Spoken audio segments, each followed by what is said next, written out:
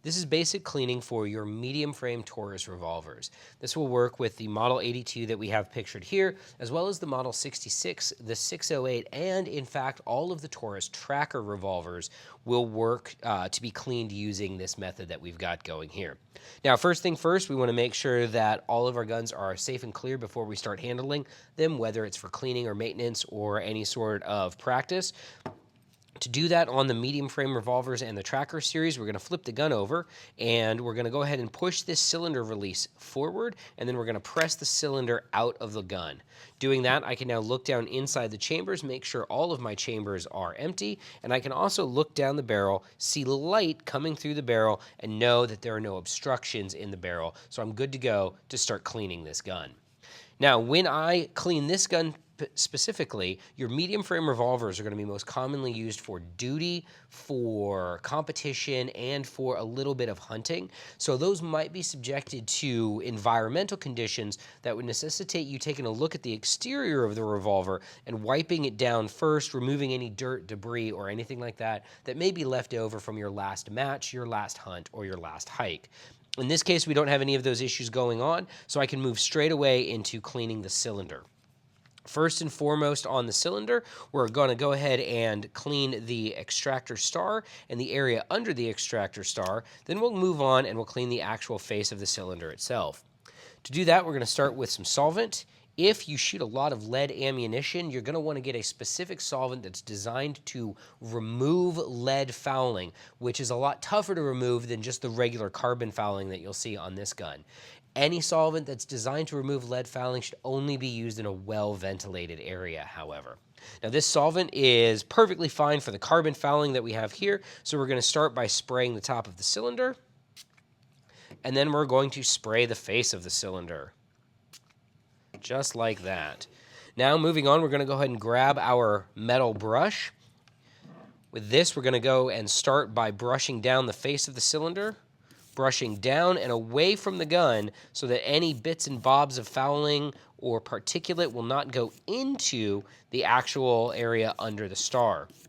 Once we've given that a good brushing, we're going to go ahead and hold the star up, and we're going to brush out under the star as well. Again, making sure we're brushing down and away to remove fouling from the interior of the gun. Once we've given that a good brushing and we're relatively confident it's clean, we can go ahead and flip the revolver over, muzzle pointing up, and scrub down the face of the cylinder. We'll want to periodically rotate the cylinder as we do this so we can get all 6 of the front of the charge holes cleaned off.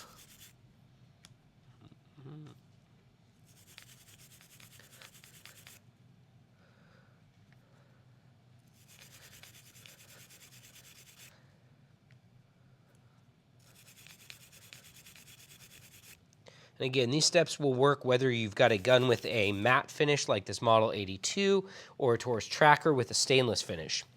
Now that I've done that, I can go ahead and remove any excess solvent from the cylinder face as well as the body of the cylinder, making sure to also get under the star to remove any excess solvent from there, because if there's solvent left under there, it could attract unburnt powder or dirt, which could cause the gun to bind up and not work when you need it to go off. Now that that's done, we're going to go ahead and take our bore snake and we're going to run this through all 6 of the chambers in the revolver cylinder to remove any of that solvent as well as any unburnt powder or carbon fouling that may be present.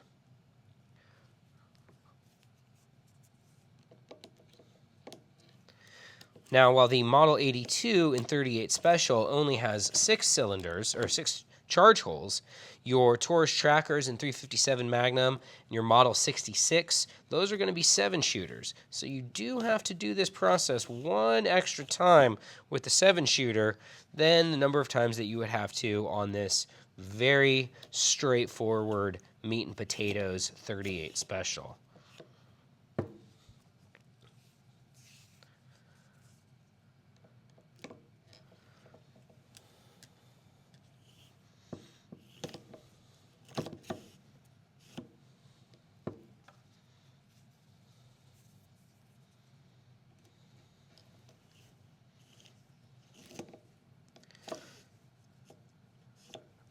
All right.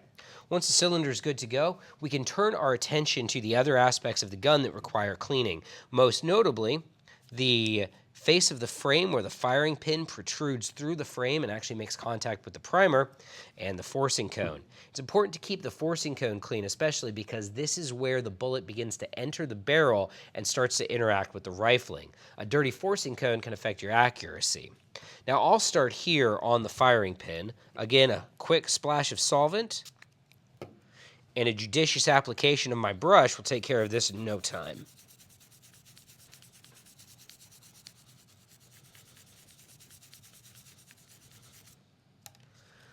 We'll wipe down the surface, making sure that there's no leftover solvent in there.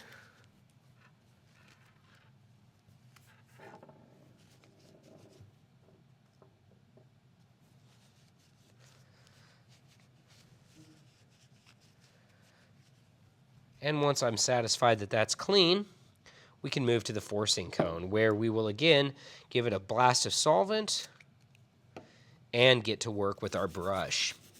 When brushing the forcing cone, it's important to make sure that you're angling the brush on both sides of the forcing cone at about like a 30 to 45 degree angle to make sure that you're getting the outside edges of the cone as well as the top edges of the cone equally clean. When that's done, we can go ahead and wipe this area down. And it is nice and tidy.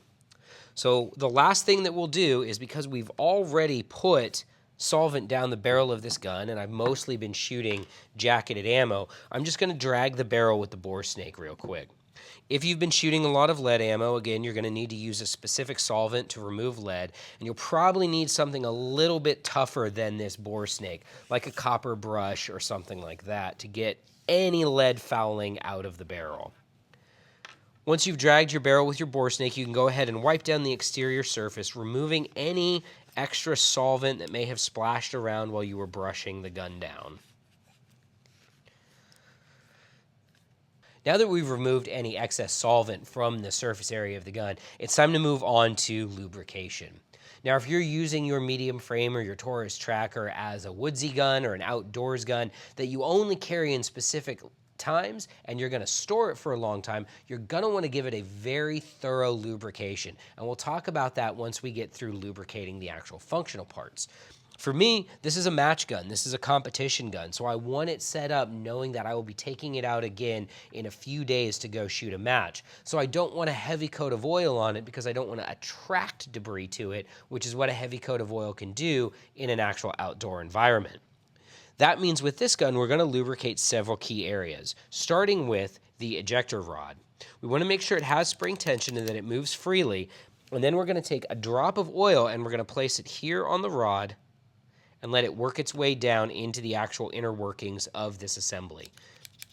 Work it back and forth a few times, make sure that it moves nice and freely, and then you can go ahead and wipe any excess oil off of there. Moving on, we're going to do the same thing on the face of the cylinder. You can see a slight seam where the cylinder actually interacts with the crane right here. I'm going to place a drop of oil on that.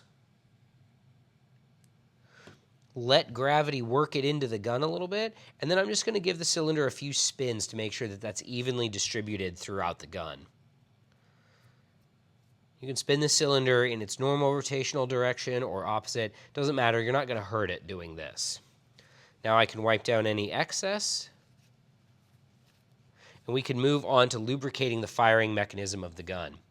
Now, if you have access to a gunsmith or a certified armorer, they can remove the side plate for you and actually lubricate the internal mechanism directly. But at the end user level, the easiest way to do this is as follows. The first thing that we're going to do is we're going to go ahead and pull this hammer back to full cock, and we're going to take our lubricant, we're going to place a drop of that down the face of the hammer so that where the hammer and the sear interact will be lubricated. Then I'm going to place a drop here on the side of the hammer where I see wear marks, and another drop on the other side of the hammer where I see wear marks. We'll hold the gun upright and we'll let that lubricant work its way down into the firing mechanism. And then once that's done, I'm going to go ahead and cock the hammer and release it 6 to 12 times, making sure that that lube gets evenly spread around the mechanism.